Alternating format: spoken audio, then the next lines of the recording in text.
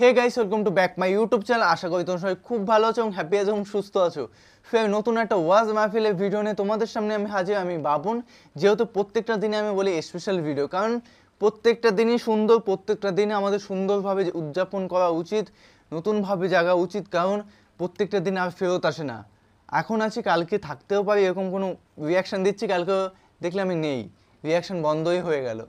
যেহেতু জীবনটাকে অবশ্যই এনজয় করা বা উপভোগ করা উচিত একদমই, তো অবশ্যই দেখবো।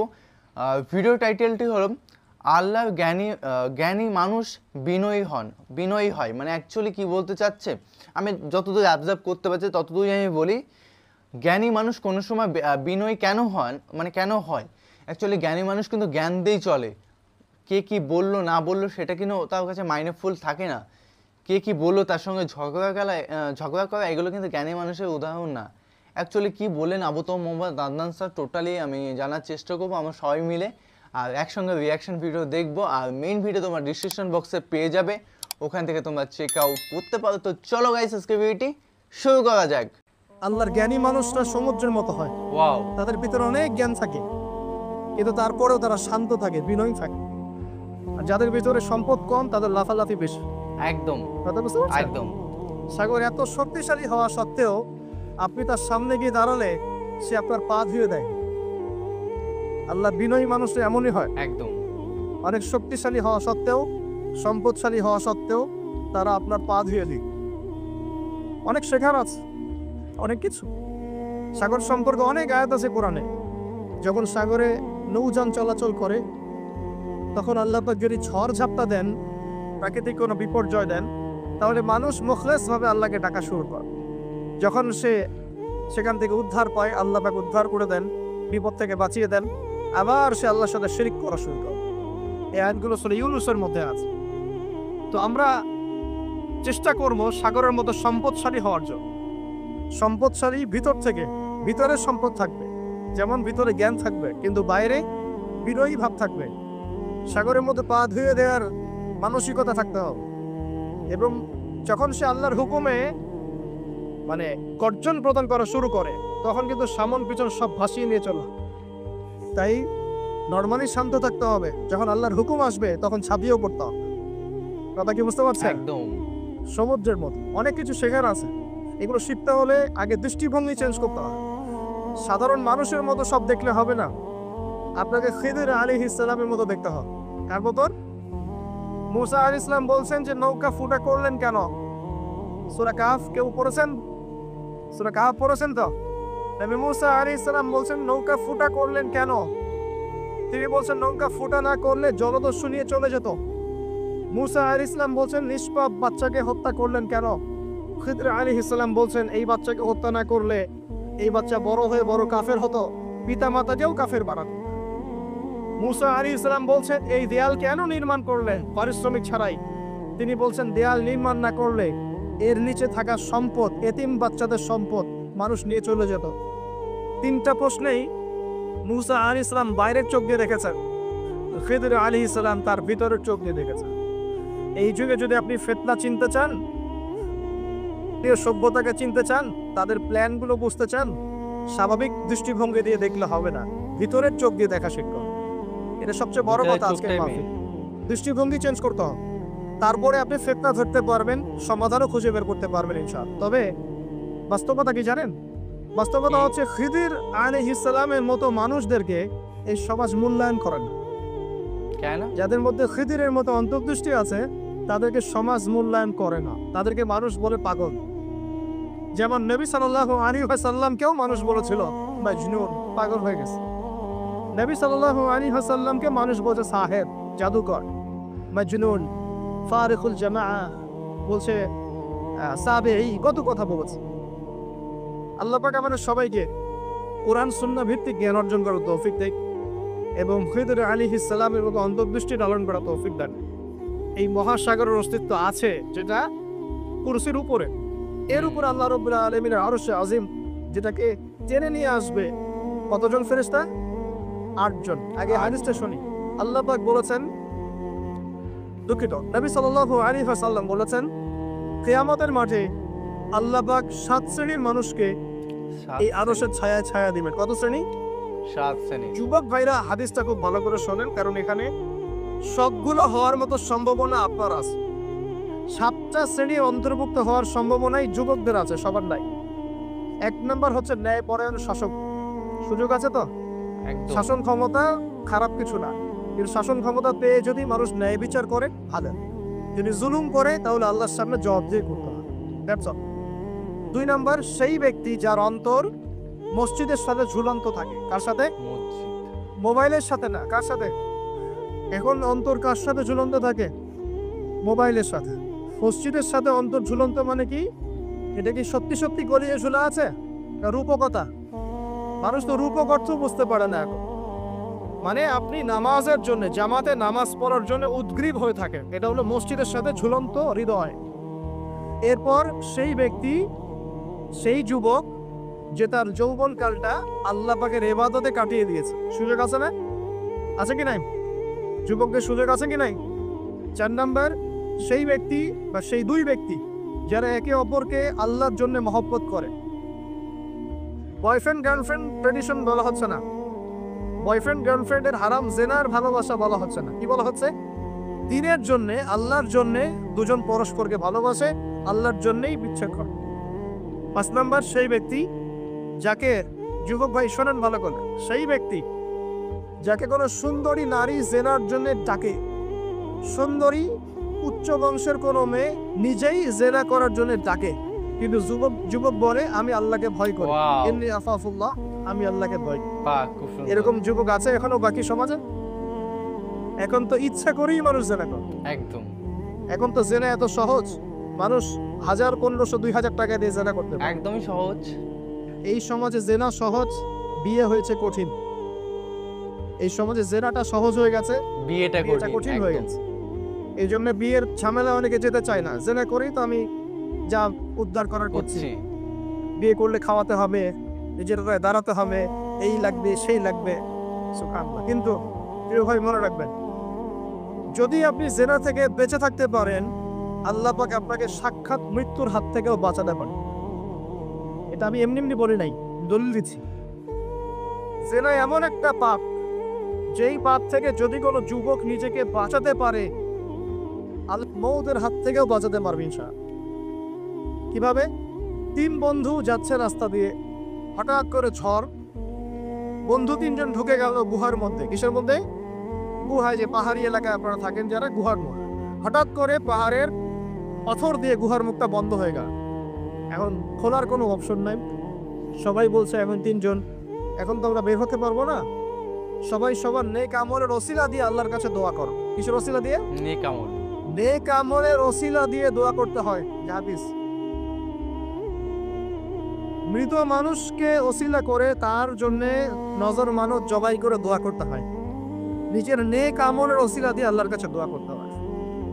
আল্লাহ পাক এখন দোয়া শুনলেন। একজন বলছে আমি আমার পিতা মাতাকে খুব খেদমত করতাম, তাদেরকে দুধ পান না করে দুধ পান করাতাম না, নিজেও করতাম না, ছেলেদেরকে করাতাম না। আল্লাহ এই কাজটা তোমার ভালো লাগলে আজকে গুহার মুখ থেকে পাথর সরিয়ে দাও।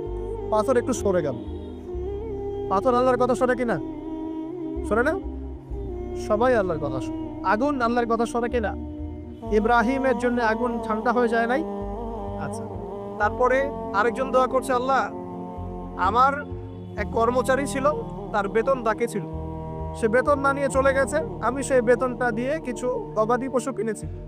আস্তে আস্তে গবাদি পশু বেড়েছে, অনেক দিন পর সে এসেছে টাকা চাওয়ার জন্য। তা আমি বলেছি সবই তোমার, সব নিয়ে চলুন। সে বলেছে আপনি কি ফাইজলামি করতেছেন আমার সঙ্গে? আমার টাকা আমাকে দেন। না, তোমার টাকা দিয়ে আমি এটা কিনেছিলাম, আজকে বংশবৃদ্ধি হয়েছে, সব তোমার, নিয়ে যাও। সে নিয়ে গেল। সে বলছে আল্লাহ এই কাজ যদি তোমার সন্তুষ্টির জন্য করে থাকি, আজকে আমাকে বাঁচাও। পাথর একটু সরে গেল। এবার তৃতীয় ব্যক্তি, এই ছেলে বলছে, যুবক ছেলে, আল্লাহ আমার একজন চাচাতো বোন ছিল। কে ছিল? চাচা। এই যে বয়ফ্রেন্ড গার্লফ্রেন্ড, খালাতো বোন, চাচাতো বোন, এখন তো বিচ্ছিরি অবস্থা। এখন এমন একটা অবস্থা, সভ্যতার রিপোর্টগুলো পড়ে দেখি, ভাইও বোনের সাথে জেনা করে না। ওদের ওখানে নিজের আপন পিতার দ্বারাও মেয়ে হ্যারাসমেন্টের শিকার হচ্ছে। ওরা আমাদেরকে শেখায় এখন ভালো কোনটা বলতো, সেটাই। আর আমরাও আমাদের মাথাটা কবে যে বিক্রি করে দিলাম, ওদের কাছ থেকে ভালো মন্দ শিখতে হচ্ছে। কোরআন সুন্নাহ বাদ দিয়ে ওদের কাছ থেকে ভালো মন্দ শিখতে হচ্ছে। তো চাচাতো বোনকে সে খুব ভালোবাসতো, তাকে সে পেতে চাইতো, মানে তার সাথে সেক্সুয়াল সম্পর্ক করতে চায়, সোজা কথা। একদম। এখন সেই মেয়েকে অনেক প্রস্তাব দেয়, সেই মেয়ে রাজি হয় না। শেষে বলে, যদি আমাকে 1000 বা 100 স্বর্ণ মুদ্রা দিতে পারো, দিনার, তাহলে আমি তোমার সাথে সেক্স করবো, মানে জেনা করবো না। নাউজুবিল্লাহ। তো সেই ছেলে অনেক কষ্ট করে এই টাকাগুলো বা এই দিনারগুলো অর্জন করে, কামাই করে, দিনরাত পরিশ্রম করে, ঠিক আপনারা যেমন করছেন না। তো এরপর সে তার স্বর্ণ মুদ্রা দেয়, দিয়ে বলে যে এখন আমাকে আমার কাজ করতে দাও। তখন সেই মেয়ে রাজি হয়। ঠিক যে মুহূর্তে তারা সেক্সুয়াল সম্পর্কটা করবে, ঠিক ওই মুহূর্তেই এই মেয়ে বলে ওঠে, হে আল্লাহর বান্দা, আল্লাহকে ভয় কর। আমি সারা জীবন আমার সতীত্বকে ধরে রেখেছি, কাউকে দেইনি। আমি কারোর সাথে এরকম অন্যায় করি নাই। আমি খারাপ মেয়ে নই। তুমি আমার ইচ্ছুটা নষ্ট করো না। কে বলছে কথা? মেয়েটা। ওই অবস্থা থেকে কি একটা ছেলে উঠে আসা সম্ভব? এটা কি এতটাই সহজ? এটা কিন্তু সহজ না। সত্যি কথা বলতে এই বিষয়টা কিন্তু এতটাও সহজ না। একদমই না। যারা অবিবাহিত তারা হয়তো বুঝতে পারবে না, বিবাহিতরা বুঝতে পারছে। তো ওই অবস্থা থেকে সেই টাকাগুলো না নিয়ে সেই স্বর্ণমুদ্রা মেয়েকে দিয়ে ওখান থেকে সেই ছেলে উঠে আসে আল্লাহর ভয়ে। সে এখন গুহার মধ্যে আটকা পড়েছে, আল্লাহকে বলছে, আল্লাহ, ওই দিন ওই কাজ যদি তোমার সন্তুষ্টির জন্য করে থাকি, আজকে আমাকে মৃত্যুর হাত থেকে হায় হায় হায়। সমস্ত পাথর দপদপ করে সরে গেল। ওয়াও। এটা কিন্তু কোনো গাল গল্প না, এটা বনু ইসরাইলের ঘটনা, সত্য ঘটনা। এই হাদিস থেকে আমি আপনাকে দলিল দিচ্ছি যে যদি জেনার মতো পাপ থেকে আমি সরে আসতে পারি, সাক্ষাৎ মওত থেকে আল্লাহ বাঁচাতে পারে। বাহ। প্রিয় ভাই, সেই যুবক আরো সে ছায়া ছায়া পাবে যে তার যৌবন কালটাকে আল্লাহর পথে কাটিয়েছে, এবং যে যাকে কোনো সুন্দরী মেয়ে জেনার জন্য আহ্বান করে, সে বলে আমি আল্লাহকে ভয় করি। আমরা তওবা করি, আমরা কোনো প্রকার জেনার পাবে যাব না ইনশাআল্লাহ। যদি হারাম কোনো সম্পর্ক থেকে থাকে, আজকেই এই নাম্বার ডিলিট করে ফেলতে হবে। আল্লাহ পাক তৌফিক দান। ডিলিট করার আগে আবার ফোন করে বলেন না যে আজকে থেকে আর কথা বন্ধ, তাহলে এই কথা আর কোনোদিন শেষ হবে একদম। একবারই বন্ধ, ডিসকানেক্টেড। কার জন্য? আল্লাহর জন্য। এবং এটা করার পরে আল্লাহকে বলতে হবে, আল্লাহ, শুধু তোমার ভয়ে এবং তোমার সন্তুষ্টি পাওয়ার জন্য আমি জেনা থেকে বেরিয়ে আসলাম।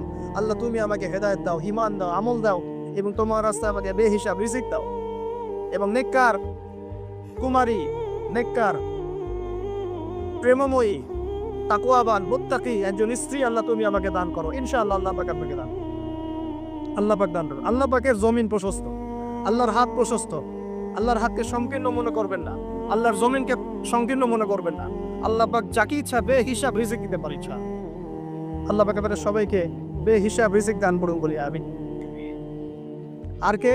আর সেই ব্যক্তি যে এত গোপনে দান করে, যার বাহাত জানে না ডান হাত কি দান করেছে, যার বাহাত জানে না ডান হাত কি দান করেছে। আমাদের মতো নয় যে 10,000 টাকা দান করলে সবাইকে না জানানো পর্যন্ত ঘুম হচ্ছে না, এমন নয়।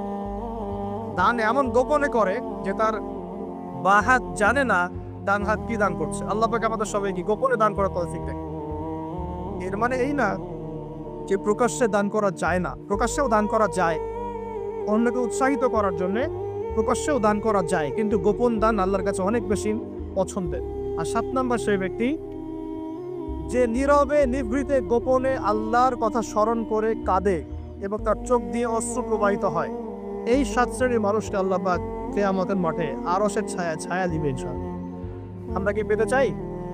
আল্লাহ পাক এই আরশ সবার আগে সৃষ্টি করেছেন, তারপর কি সৃষ্টি করেছেন? কলম। কি? কলম। কলম সৃষ্টি করে আল্লাহ পাক বলেছেন উক্তুব, লিখো।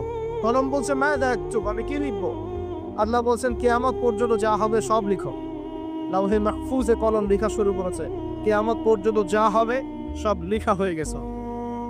অতএব রিজিক নিয়ে আপনার টেনশন করার কোনো দরকার নেই, যা লেখা হয়েছে পাবেন ইনশাআল্লাহ। যদি হালাল পথে চান হালাল পথে পাবেন, হারাম পথে চাইলে হারাম পথে পাবেন। আপনি যা তাকদিরে আছে এর বাইরে আপনি কিছু পাবেন, যতই চেষ্টা করেন।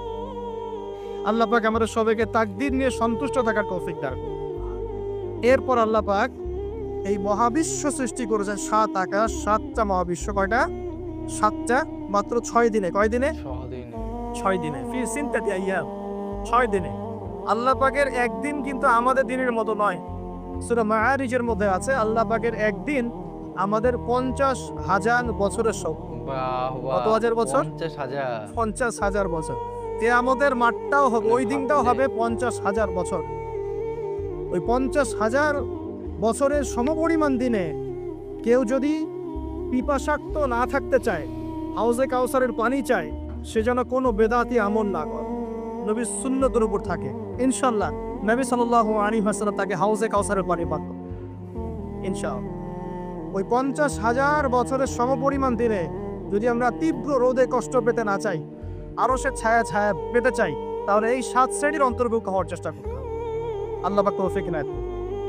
এখন এই মহাবিশ্ব সৃষ্টি করার পর আল্লাহ পাক সব কাজ বুঝিয়ে দিলেন, প্রত্যেকের কাজ প্রত্যেককে বুঝিয়ে দিলেন। কার কি কাজ?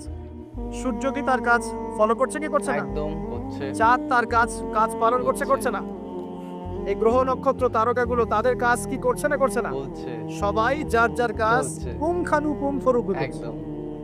যারা সায়েন্স বোঝেন তারা বুঝবেন, যদি সূর্য যদি 1 বিঘত দূরে চলে যায়, তাহলে পৃথিবীর অনেক বড় অংশ বরফে আচ্ছাদিত হবে। একদম। যদি সূর্য 1 বিঘত কাছে চলে আসে, পৃথিবীর তাপমাত্রা বাড়বে, খরা হবে, পৃথিবী উর্বর থাকবে না, পৃথিবী মরুভূমি হয়ে যেতে পারে।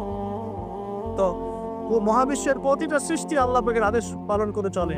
শুধু 2টা সৃষ্টি করে না, কেন করে না সামনে আসছে।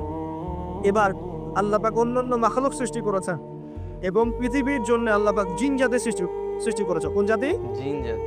জিন জাতি। পৃথিবী আগে না জিন আগে? বলে আগে পৃথিবী। জিন জাতিকে সৃষ্টি করে আল্লাহ পাক পৃথিবীতে থাকার সময় দিয়েছিলেন। তারা তাই করেছিল, আজকের মানুষরা যাই করছে। তারা আল্লাহ পাকের বিরুদ্ধাচরণ করা শুরু করেছে, আল্লাহ পাক তাদেরকে ধ্বংস করে দিয়েছে। তবে একজনকে রেখে দেয়া হয়েছে। কাকে? তার নাম হচ্ছে ইবলিস। কি নাম? ইবলিস। ইবলিস। শুনেছি। সে আল্লাহর বড় আবেদ ছিল। আল্লাহর ইবাদত করতে করতে করতে সে এমন একটা মর্যাদা পেয়ে যায় যে ফেরেশতাদের উপরে আল্লাহ পাক তাকে মর্যাদা দিয়ে দিয়েছে। ওয়াও। ফেরেশতাদের সর্দার বানিয়ে দেয়া হচ্ছে। কাকে? ইবলিসকে। ইবলিসকে। আচ্ছা, এবার পৃথিবী কিন্তু তার জায়গায় আছে। পৃথিবী কিন্তু ধ্বংস হয়ে যায় না। পৃথিবী আগে সৃষ্টি করা হয়েছে, ওটা তার জায়গায় আছে। একদম। অনেক দিন পর, অনেক দিন বলতে কতদিন আল্লাহ ভালো জানেন, আমরা জানি না। কত লক্ষ বছর, কত কোটি বছর আল্লাহ ভালো জানেন, আমরা জানি না। আমরা জানি সূরা দাহারের 1 নম্বর আয়াত আল্লাহ বলেন, হাল আতা আলাল ইনসান হিনুম মিনাদ দাহর লাম ইয়াকুন শাইআন মাযকুরা। মানুষের উপরে এমন সময় চলে গেছে যে মানুষ একটা আলোচ্য বিষয় ছিল, এই মহাবিশ্বে অস্তিত্বই ছিল না মানুষ। এমন সময় মানুষের উপর চলে গেছে। আমরা এখন মনে করি মানুষই সবকিছু, নাকি? আল্লাহ বলছেন একটা সময় ছিল মানুষের অস্তিত্বই ছিল। আল্লাহ পাক বহুদিন পরে এবার ফেরেশতা থেকে ডাকলেন, ডেকে বলছেন, ওয়াইজ ক্বালা রাব্বুকা লিল মালাইকা ইন্নী জাইলুন ফিল আরদি খলিফা। হে আমার ফেরেশতারা, আমি ওই জমিনে, পৃথিবীতে, আরদে আমি আমার খলিফা পাঠাতে চাই। কি চাই? খলিফা পাঠাতে চাই। আল্লাহর খলিফাকে এক কথায় যে আল্লাহর হুকুম মেনে চলে, যে আল্লাহর হুকুম মেনে চলে এবং প্রতিষ্ঠা করে, ন্যায় বিচার প্রতিষ্ঠা করে, সে আল্লাহর খলিফা। যে আল্লাহর হুকুম মানে না, প্রচার প্রসার প্রতিষ্ঠাও করে না, ন্যায় বিচারও করে না, সে আল্লাহর খলিফা না, শয়তানের খলিফা। কথা ক্লিয়ার? আচ্ছা গাইস, ভিডিওটি দেখলাম, ভিডিওটি খুবই সুন্দর ছিল। আজকে ভিডিওটি জাস্ট আমি যখন মানুষকে হেল্প করি বা দান করি, আমিও সেটা কোনো সময় আশা করি না যে লোকেকে জানিয়ে করি বা আমি এই টাকাটা দিয়েছি ওকে, না দান করেছি, এইগুলো না সব লোক দেখানো। উপরবেলা দেখতে পাচ্ছে, আমাদের সৃষ্টিকর্তা বা ঈশ্বর আমাদের দেখতে পাচ্ছে যে আমরা কী করছি, নিচে থেকে আমরা কী করছি, সেগুলো সব একদিন না একদিন হিসাব হবে। আমি একদিন একটা কি হলো, ট্রেনে করে আসছি, সেই লোকটা অন্ধ, ঠিক আছে? তো ওনাকে আমি সামথিং 10 টাকা দিলাম, ঠিক আছে? তো আমি লোকেকে কিন্তু দেখিয়ে না, আমি জাস্ট আড়াল করে ওনাকে দিয়ে দিলাম, ঠিক আছে? যদি আমি আড়াল করেও দিতাম না, দেখিয়ে দিতাম, তাহলে কী তো কিচ্ছু হতো? কী হতো? তোমাকে দেখেছে, ব্যাস 2 মিনিট পর সবাই তোমাকে ভুলে যেত। কিন্তু যাকে আমি দান করেছি অ্যাকচুয়ালি, সে তো আমার দানটা মনেই রাখবে, তাই না? দেখতে না পাবে, অন্তর থেকে তো সে ওই যে যখন খাওয়া দাওয়া করছে বা সেই জিনিসটাতে যে কোনো জিনিস কিনছে, তখন কিন্তু সেটাও যে জিনিসটা, সেটা কিন্তু অবশ্যই আমি একদিন না একদিন ফেরত পাবো। তো অবশ্যই ওটা আমার একদিন বিপদে পড়েছিলাম, তো যেই ক্ষেত্রে হেল্প পেয়েছি, তো সত্যি ওই জিনিসটা মনে পড়ে গেল যে ওটা দান দেওয়ার ক্ষেত্রে এটা মনে আমি সেই হেল্পটা পেয়েছি। তো এরকম টপিক আমার মনে পড়ে মাঝে মাঝে, আর হেল্প থেকে উদ্ধার কীভাবে হয়ে যায় সেটা খুব ভালো লাগে। তো অবশ্যই মানুষকে হেল্প করে, যে হেল্পের যোগ্য তাকে অবশ্যই হেল্প করে, যে যোগ্য না তাকে হেল্প করে কোনো লাভ নেই। কারণ দুনিয়াটা এমন যে কি বলবো, যাই হোক না কেন আবুতাহ মোহাম্মদ আদনান স্যার যে প্রথম থেকে লাস্ট পয়েন্টগুলো জাস্ট এত সুন্দরভাবে বললেন, মানে মনটাকে খুশি করে দিল। এবং একটা কথাই বলবো, মানুষকে দান দেওয়ার যে অনুপ্রেরণাটা সেটা আমার বেশি বেশি করে বেড়ে গেল। তো যাই হোক না কেন গাইজ, ভিডিওটি কেমন লাগলো অবশ্যই কমেন্টে কমেন্ট করে জানাও, এবং কী ধরনের ভিডিও রিয়াকশন চাই সেটাও আমাদের কমেন্টে কমেন্ট করে জানিয়ে দিও। তো চলো guys, bye bye, take care.